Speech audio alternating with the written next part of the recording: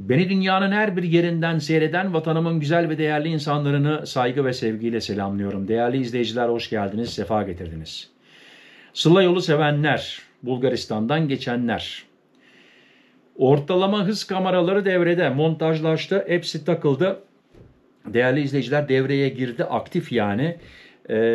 Ve cezalar da dağıtılmaya başladı. Bütün bilgiler bu haberde olacak.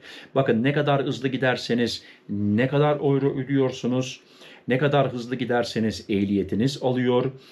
Bütün bilgiler bu videoda. Lütfen sonuna kadar izleyin ve bakın, sene sonuna kadar bu sistemler Bulgaristan'ın nerelerine takılacak?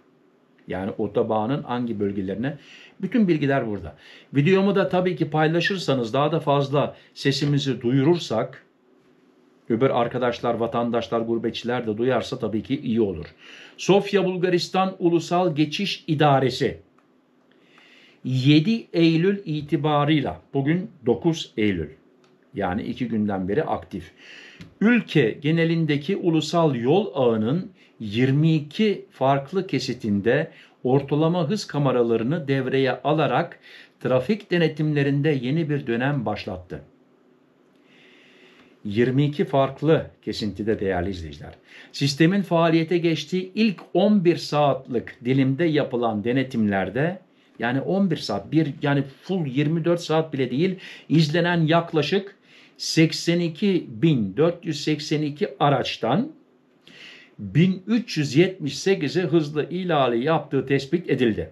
Yani 11 saatte 1378 kişiye cezayı yapıştırmışlar.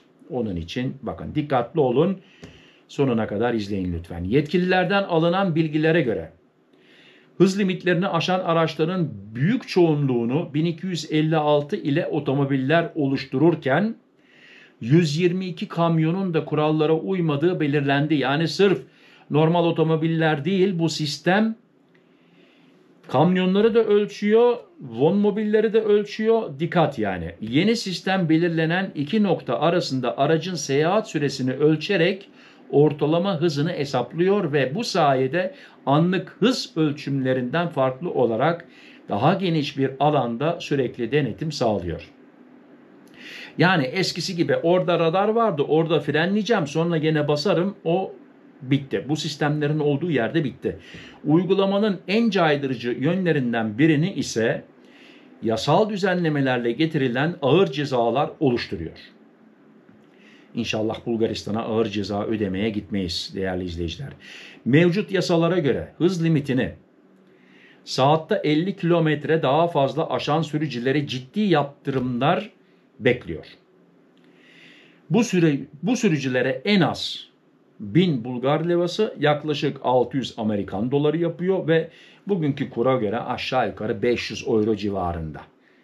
Yanılmıyorsam, ama siz de tam hesaplayıp yorumlarda yazabilirsiniz. 1000 Bulgar levası alıyorlar bugünkü tarihte. Gelecek seneye pahalılaşır mı bilmiyorum. Para cezası kesilecek ve sürücü belgelerine 3 ay süreyle el konulacak. Yani bir de püf noktası var. 50 kilometreden fazla kullanırsan, hızlı gidersen, bazı gurbetçilerimiz çok basıyor, dikkat, 3 ay el konulacak. Yani ehliyetin gitti. Ulusal Geçiş İdaresi NTA bu yeni denetim sisteminin kapsamını genişletme konusundaki kararlılığını ve durguladı. Bakalım nerelere takılacak. Yapılan açıklamada yıl sonuna kadar ortalama hız kamera sisteminin 126 farklı kesite ve toplamda, dikkat, 1200 kilometre uzunluğundaki bir yol ağına yayılmasının hedeflendiğini belirtildi. Değerli izleyiciler, 1200 kilometre, yani bizim için ne olmuş oluyor? Bulgaristan'a bir giriyorsun, Kapıkule'ye kadar, Kapıkule'den çıkacaksan tempomatla gideceksin. Başka bunun çaresi yok.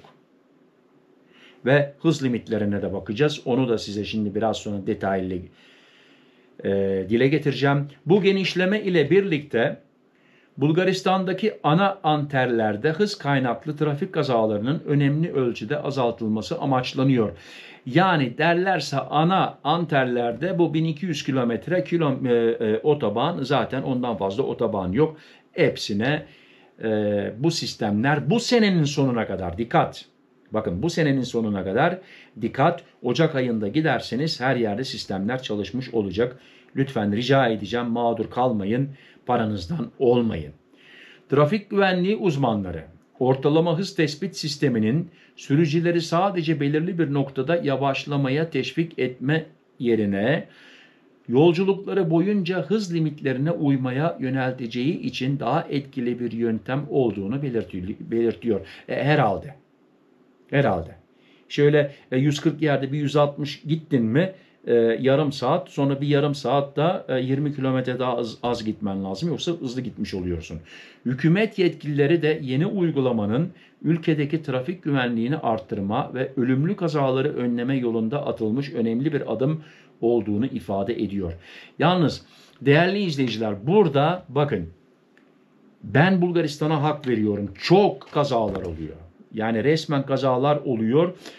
Birincisi hız, ikincisi de yorgunluk, uykusuzluk. Bulgaristan'a gidene kadar Almanya'dan olsun, Belçika'dan, Hollanda'dan olsun maalesef yol heyecanı var, izin heyecanı var. Vatana gidiyoruz, uyku tutmuyor, yorgun gidiyoruz. Onun için maalesef çok kazalar oluyor.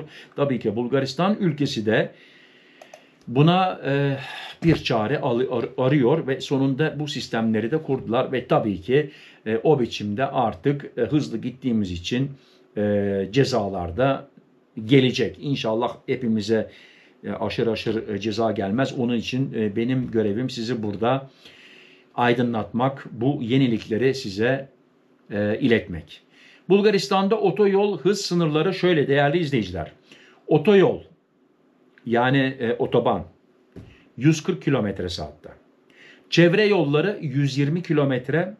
Normal şehirler arası yollar 90 kilometre. Almanya'da galiba 100, İsviçre'de 80. Yerleşim içi 50. Ama bakın, siz gene otobanda olsanız bile bazı yerler 100 yazıyor. Bazı yerler 110 yazıyor. Ona göre lütfen hızınızı ayarlayın. Tekrar söylüyorum. Tempomatla gidin. Ayarlayın tempomatı, tempomatla gidin. Otobüs ve kamyonetler için hız sınırı. Otoyol 100 kilometre, otobanlar, diğer yollar 80 kilometre. Ağır vasıta ve çekici, remork için hız sınırı. Bakarsınız remork takmışsınızdır. Otoyol 80 ile 90 değişiyor. Diğer yollar 70 kilometre saatte. Değerli izleyiciler, inşallah bu bilgiler işinize yaramıştır. Tekrar söylüyorum. Rica edeceğim. Videomu sizler de paylaşın. WhatsApp'tan arkadaşlarınıza gönderin. Facebook'ta paylaşın. Artık bilmiyorum nerelerde medyadasınız. Oralarda paylaşırsanız sesimizi daha fazla duyurmuş oluruz ve tekrar söylüyorum. Belki şimdi birisi yazacak, sen papağan mısın, her şeyi tekrarlıyorsun diye. Ama üstüne basa basa söylüyorum. Bu senenin sonuna kadar kaç kilometre dedik? 1200 kilometre uzunluğunda. Mesela şimdi buradan bir başlıyor ölçme. A'dan B'ye kadar senin ortalama hızını ölçüyor. Ve sana söylemiyor bak burada başladım, burada bitirdim diye. Belki ileride onların da tabelası olur, ona bir şey diyemem ama bilmiyoruz. Bu sistemler yeni kuruluyor. Tekrar rica edeceğim, tempomatla gidin, hızlı gitmeyin, hızınıza dikkat edin, dinlene dinlene gidin. Sıla yolun tadını çıkara çıkara gidin. Orhan Yılmaz değerli arkadaşım Almanya'dan, kendisi de YouTube yapıyor, ne diyor? Sıla yolu bir aşktır, aşk. Onun için değerli izleyiciler, Sıla yolunu aşk gibi yaşayalım. Seve seve gidelim. Beni seyrettiğiniz için çok teşekkür ederim. Hepinize buradan kucak dolusu selamlar gönderiyorum. Sağlıklar diliyorum ve biliyorsunuz en mühimi sağlık. Sağlıcakla kalın, benimle kalın. Hoşça kalın. Murat.